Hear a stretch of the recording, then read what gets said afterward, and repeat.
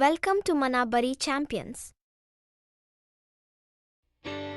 అనగనగా ధర్మాపురి అనే ఒక అందమైన గ్రామం ఉండేది. ఆ గ్రామంలో రవి అనే పిల్లవాడు ఉండేవాడు. రవికి డ్రాయింగ్స్ గీయడం అంటే చాలా ఇష్టం. అందుకే వాటిని చాలా ఆసక్తిగా గీసేవాడు.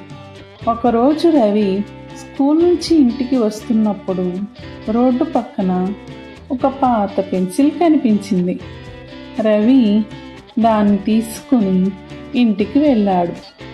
ఆ రోజు అతను ఒక యాపిల్ చిత్రం గీశాడు.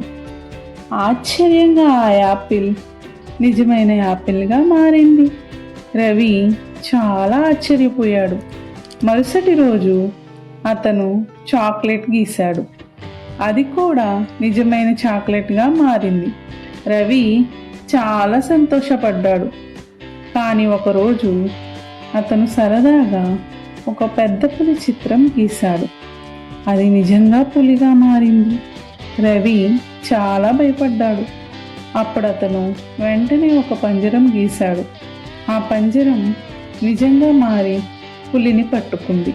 అప్పుడు రవి ఒక విషయం అర్థం చేసుకున్నాడు. మాయాశక్తిని మంచి పనుల కోసం మాత్రమే ఉపయోగించాలని. ఆ రోజు నుంచి అతను పేద పిల్లలకు పంచడానికి ఆహారం గీయడం మొదలుపెట్టాడు.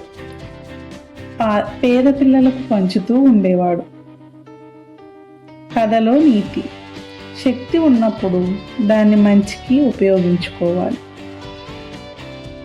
Thanks for watching. More updates, subscribe my channel.